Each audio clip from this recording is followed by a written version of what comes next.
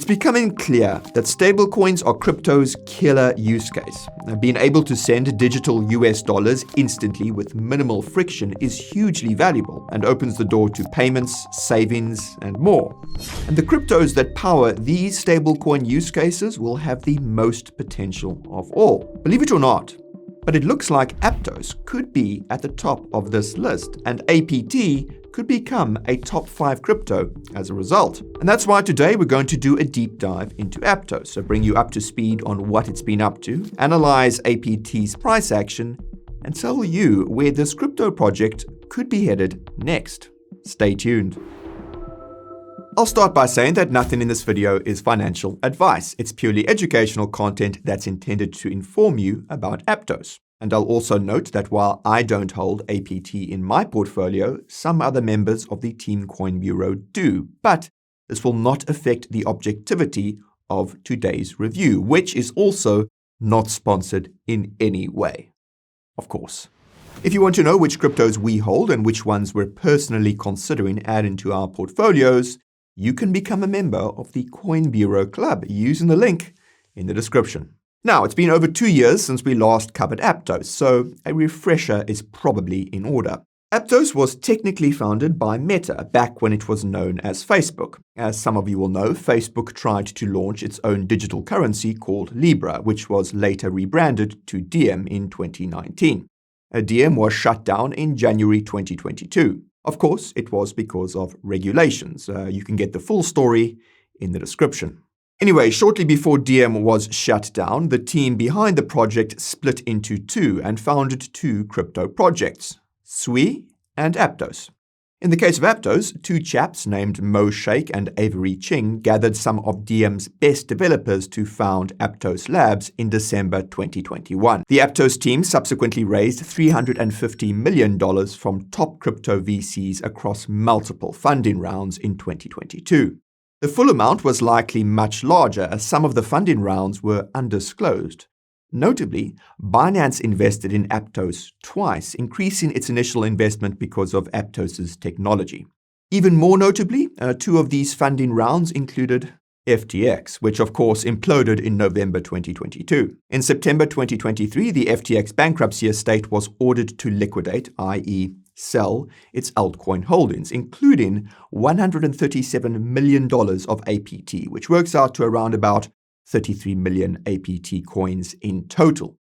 It's not clear if all this APT has already been sold or if sales are still ongoing. In any case, Aptos' mainnet went live in October 2022, which was when we last covered the project.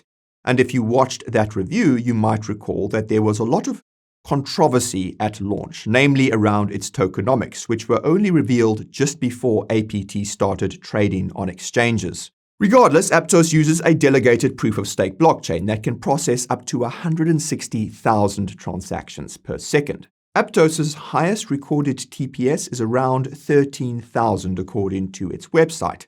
What's interesting is that Aptos is technically faster than Solana, as it has a block time of just around 200 milliseconds versus 400 milliseconds on Solana. But like Solana, Aptos has experienced outages. We'll come back to that a bit later. Now, Aptos' speed is made possible due to a series of innovations, such as parallel transaction execution and its modular design, which breaks down transaction processing into 5 steps. It's also made possible by the fact that Aptos is somewhat centralized. It has only 151 validator nodes, but over 500 full nodes. This low validator count might have something to do with the fact that the minimum stake required to become an Aptos validator is million APT.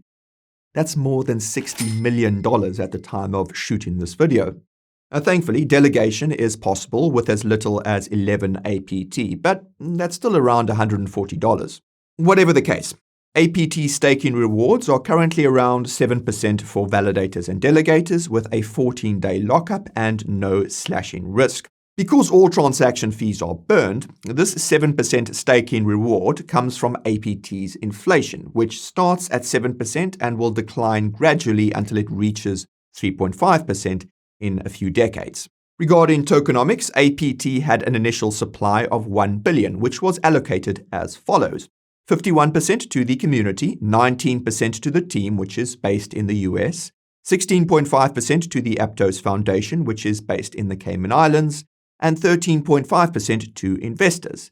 Note, the community allocation is held by the Aptos Foundation and Aptos Labs.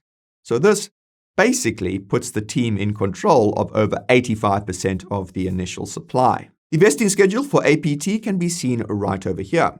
You'll notice that it's extremely aggressive, with most of APT's initial supply being unlocked between October 2022 and October 2026. It's worse than you think, because Aptos' tokenomics specified that the locked APT can be staked. And staking rewards, my friends, that can be sold. You'll know this if you watched our video about Aptos versus Solana, and if you haven't, well, the link is in the description. And while you're down there, why don't you smash that like button if you're enjoying this video so far, and subscribe to the channel and ping that notification bell so you don't miss the next one. Now, considering that Aptos launched shortly before we last covered it, essentially everything it has achieved so far has happened between then and now. What's fascinating is that Aptos' adoption has only started really increasing over the past few months, but we'll get back to that in a bit. Anyhow, in November 2022, Aptos partnered with Google Cloud, and this partnership is significant when you consider that Aptos partnered with LivePeer the next month. For context, LivePeer provides decentralized video streaming. Google owns YouTube, and again, Aptos was originally part of Facebook. Probably nothing. Now, fast forward to February 2023, and this is when Aptos partnered with Chingari, a social media app with millions of users that's gaining popularity in India.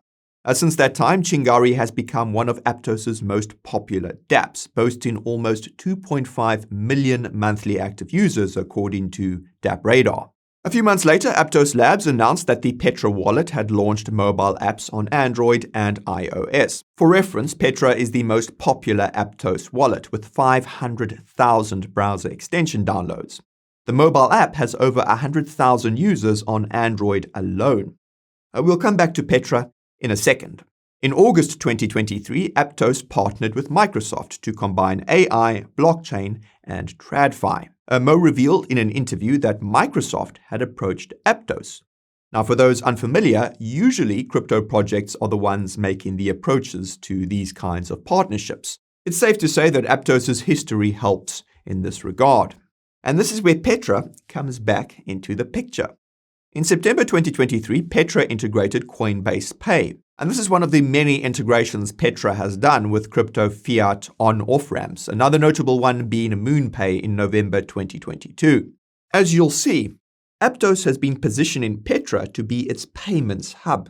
But before we get to that FOMO, we need to get through some FUD, and that's the aforementioned Aptos outage. This occurred in October 2023 and lasted for 5 hours. A post-mortem report revealed that the issue was not related to transaction volume, but an error in how gas fees were coded. On that note, it's important to mention that Aptos is arguably a brand new blockchain, despite being technically in development since 2017 at Facebook. Besides the fact that it only launched in 2020, it uses a new programming language called Move, wherein a vulnerability was discovered in May 2023. And more about that at the end of the video. Now for some FOMO. In November 2023, a South Korean telecom company partnered with Aptos to launch a Web3 wallet. FYI, Mo has mentioned in many interviews that Aptos wants to get more involved in DePIN and is explicitly looking to create an environment where the, quote, next Helium can emerge. Helium is one of the top DePIN projects for anyone wondering, by the way. Feel free to check out our video about it right over here. Speaking of wallets, another thing Aptos did in November 2023 was launch Identity Connect, a protocol that makes it possible to log into crypto dApps by scanning QR codes using mobile wallets like Petra. In July this year, Aptos launched keyless wallets, making it easy to log into Web3 via Google using ZK proofs.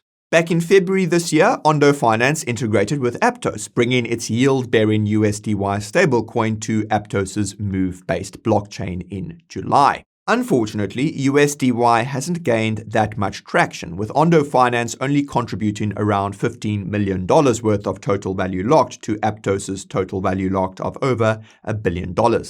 Fortunately, Aptos continued to make progress on the deepen front. It inked new partnerships with Microsoft, that South Korean telecoms company, and a hedge fund, Brevan Howard, to launch Aptos Ascend, an institutional DeFi platform, in April this year. Naturally, it comes with all sorts of compliance controls. In May, the announcements were even more bullish. First, Aptos announced that it had achieved sub-second transaction finality. Then Aptos hit an all-time high in user transactions of 115 million in a single day, apparently a record in crypto. And finally, Aptos integrated Chainlink's CCIP and data feeds. More about what Chainlink has been up to in the description. I digress. Now, in June, Aptos partnered with media company NBC Universal to introduce Web3 fan experiences and Web3 gaming to its ecosystem. You'll recall that Aptos seems to be leaning into decentralized streaming with LivePeer, and Mo himself has mentioned in a few interviews that Aptos is interested in the media-related use cases. Case in point, Aptos partnered with streaming platform called Myco in August. Probably nothing indeed. July is where things get interesting. If you watched our most recent Aave update, you'll know that Aptos tabled a proposal to launch Aave on its Move-based blockchain. And if you watched my recent interview with Mo, you'll know this still seems to be in progress, which is odd given that the proposal passed 4 months ago. Hold that thought, we'll come back to it shortly. In August, Tether expanded its USDT stablecoin to Aptos. What's fascinating is that Aptos didn't have any native stablecoins until this USDT expansion. It was only recently announced that native USDC would be launching on its blockchain, like literally a couple of weeks ago in November. This is fascinating because you'd think that stablecoin issuers would be rushing to integrate with Aptos. If we're not mistaken, this is just because Aptos technically didn't have fungible token standards until August this year. And this underscores the fact that Aptos is new and still in development. Don't forget that. Now in September, Aptos held its Aptos Experience Conference in South Korea, and this is where the interesting stuff around Aave comes back into the picture.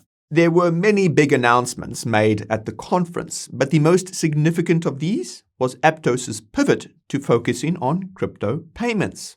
In short, Aptos is launching the Aptos card, a metal debit card that's analogous to Crypto.com's famous metal debit cards.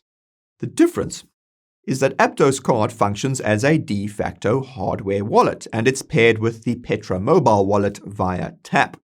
As you might have guessed, the Aptos card will use USDT and APT.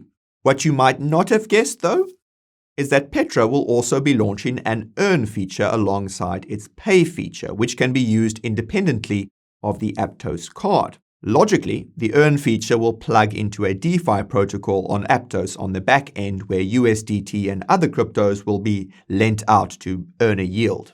Newsflash, but Aave is a DeFi lending and borrowing protocol. The fact that it's the best known and the most reputable theoretically makes it the ideal backend for Aptos' de facto savings account. In practice, however, Aptos could use a DeFi protocol that's native to its chain instead. We'll have to wait and see. Now, in October and November, the adoption of Aptos suddenly accelerated. First, Franklin Templeton launched a tokenized money market fund on Aptos. Then, BlackRock launched its tokenized Biddle fund there too. And finally, Bitwise launched a staked Aptos ETP in Europe, foreshadowing more ETPs and maybe ETFs. Meanwhile, the total value locked in Aptos' DeFi protocols surged above $1 billion for the first time. And this is not surprising given the broader crypto market rally and all the Aptos updates we just mentioned. What is surprising is that a lot of this TVL increase has come from USDT's growth on Aptos, foreshadowing further USDT growth. As a cherry on top, Stripe, one of the world's largest payment processors, recently announced that it would be expanding USDC payments to Aptos. And this brings me to the moment you've all been waiting for. And that's APT's price action and potential. As you can see, APT's long-term price action doesn't look that impressive. In fact, it's trading around the same price it was when we last covered the project. And this begs the question of why APT has underperformed so badly. The answer can be seen when we look at APT through the lens of market cap. Even though APT's price has effectively stayed static, its market cap has continued to grow. So, what does this mean? Well, it means that APT's supply has been growing exponentially, something that can be confirmed by historical data. Archives from CoinMarketCap reveal that APT's supply has increased by almost 5 times since it launched. That's over 400 million APT to be exact. And if we assume an average price of about $10 per APT during that time, this means that APT experienced up to $4 billion of sell pressure, up to 165 million per day. It goes without saying that this selling has probably suppressed APT's price action. And the worst part is that practically all this sell pressure is coming from insiders, almost all of whom are staking their locked APTs, since 88% of total supply is staked. Chances are they've been steadily selling their staking rewards. At the same time, the demand side of APT's equation has been almost non-existent until recently. Analytics from the Aptos Scan Explorer reveal that all kinds of metrics, like new wallets created, only started rising in the last couple of months, specifically around September. Before that, well, almost nothing. The silver lining is that demand for APT is in fact rising, and it's rising fast. In case it wasn't clear enough, Aptos seems to be positioning itself for stablecoin payments using Tether's USDT. And in case you haven't noticed, entities affiliated with Tether will play a central role in Trump's upcoming administration. This is a reference to Howard Lutnick, the CEO of Cantor Fitzgerald, the US broker which handles the reserves backing USDT. Howard has been working closely with the Trump administration and even came up with the DOGE acronym for the Department of Government Efficiency led by Elon Musk. More about that rabbit hole in the description. Moving on. Now, given these connections, it stands to reason that any upcoming regulations about stablecoins and crypto payments will be favorable to USDT. In turn, this sets the stage for Aptos to capture lots of market share in the US by offering USDT payments and savings via its Petra wallet and other dApps and apps. Combine Aptos' connections to big players like Google, Microsoft, and Meta, and it's easy to see how APT could melt faces this crypto bull market. In our view, Aptos is following Solana one cycle behind, just like Sui. To put things into perspective, Sol hit a market cap of around 80 billion in 2021. This means that APT could hit a market cap of around $80 billion in 2025, which would translate to a gain of around 10 times from here if you factor in all the vesting. The caveat, though, is that all this vesting could be much worse because staking rewards on locked APT can be sold, and this could bring the APT's gains closer to around 7 or 8 times. On the flip side, though, the fact that Aptos has strategically positioned itself for crypto payments and savings with the largest stablecoin and has been penning partnerships with the who's who of TradFi suggests APT could go much higher than 10 times. Let's just say it's too early to start speculating on that possibility. But it's not too early to take advantage of the trading fee discounts of up to 70% and the sign-up bonuses of up to $100,000 on the Coin Bureau deals page. You see, these deals will help you maximize your crypto gains in what's likely to be the biggest crypto bull market to date. So be sure to take advantage of them before it's too late by using the link in the description. Anyhow, whether APT can pull a 10x or more depends on Aptos' upcoming milestones. Although Aptos does not have an official roadmap, many official milestones were revealed at that Aptos Experience event in September. We already discussed a few of these, Petra Pay, Petra Earn, and the Aptos card. Other official milestones were revealed in 2 presentations. The first of these was about transactions on Aptos, and it revealed that Aptos will soon be undergoing a two-part upgrade called Raptor, which will take its official blockchain to the theoretical limits of crypto speed in 2025, 1 million TPS with low latency. The second presentation was about what Aptos had been doing with the Move programming language. Obviously, Aptos will be introducing Move 2.0, and it will add technical stuff that's, quite frankly, outside the scope of this video. In short, it will make the Move programming language more efficient for things like DeFi. Additional upcoming milestones for Aptos can be found in interviews with Mo and Avery, which you'll recall are the co-founders of Aptos. In a September interview, Avery declared that the team had finished building most of Aptos' infrastructure and that providing products and services is the next area of focus. This was echoed by Mo in an interview he did with yours truly in October, wherein he said that Aptos was, quote, going back to its roots. And this is in reference to Libra aka Diem, which was originally designed for payments. Now, this highlights the fact that Aptos is suddenly hyper-focused on payments. Our research suggests that this is something that happened over the summer, shortly before USDT launched on its chain, which would kind of make sense. Almost every unofficial milestone seems to involve payments.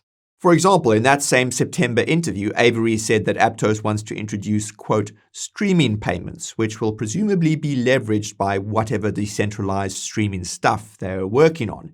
It also goes hand in hand with telco-related use cases where Aptos is also quite active. All we're wondering is whether Aptos isn't accidentally ushering in a dystopia.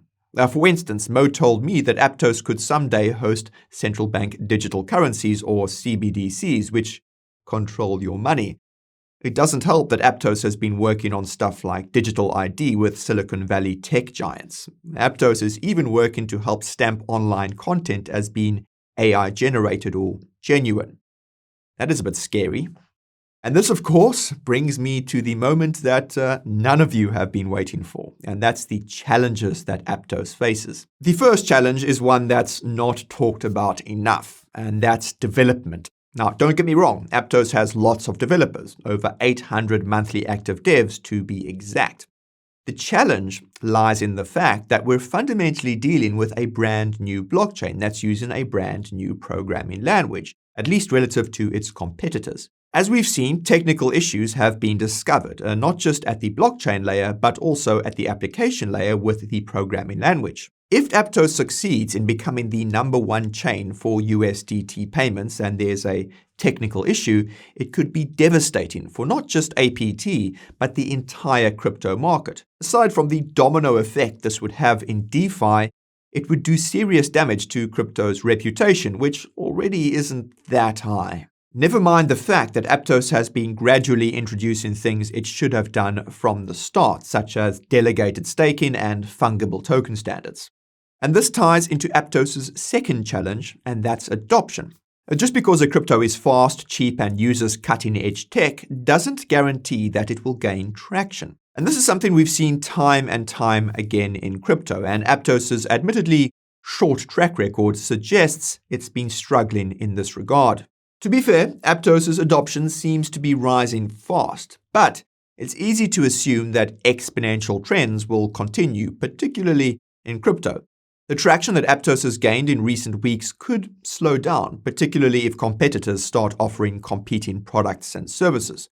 Think Solana offering PYUSD payments and savings via PayPal, which is the world's largest payment processor by some metrics. From our perspective, there's currently nothing that makes Aptos stand out from the competition. Even if it is technically faster and cheaper, does the end user really notice or even care? Next generation cryptos like Solana, Sui, and even Ethereum layer 2s like Base offer a nearly identical user experience. And this relates to Aptos' third challenge, and that's its tokenomics. Funnily enough, tokenomics is the one thing that makes Aptos stand out from the competition, and not in a good way. Anyone who doesn't know what market cap is will look at APT's price, cringe, and move on to the next crypto on their list. While it is likely that most of the APT that was sold went towards funding development, it came at the cost of seriously suppressed price action. The fact of the matter is that price action is where adoption begins. It's ultimately the price action that gets people interested in actually using a crypto blockchain. The good news is that Aptos probably knows this and could ease off on the APT selling so that its prices rise and the project gets some more exposure. The bad news is that Aptos has been dragging its feet in more ways than one, while the competition has been sprinting ahead, leaving APT in the dust. With all that said, though, there's no denying that Aptos is one of the many large caps that is perfectly positioned for a potential revenge rally. The difference is that APT's upside is much higher than most large caps, and simply because it's positioned itself to capitalize on crypto's killer use case. In case you forgot, that's stablecoins, which can be used for payments, savings, and other use cases that could result in genuine mass adoption. Considering the connections that Aptos has, it's not far-fetched to say that it could someday become the most popular blockchain for USDT, crypto's largest stablecoin. Now consider the indirect influence that Tether could have on US crypto regulations next year via Cantor Fitzgerald. It looks like the red carpet will be rolled out for stablecoin payments, with USDT and Aptos walking arm in arm, while retail investors and institutions FOMO into APT. We will find out soon enough. Okay, that's all for today's video. If you learned something new about Aptos, then be sure to let us know by smashing that like button. If you want to keep learning about promising altcoins, then subscribe to the channel and ping the notification bell as well. And if you want to teach others about this so-called Solana killer, be sure to share this video with them. As always, thank you very much for watching, and I'll see you in the next one. This is Nick, signing off.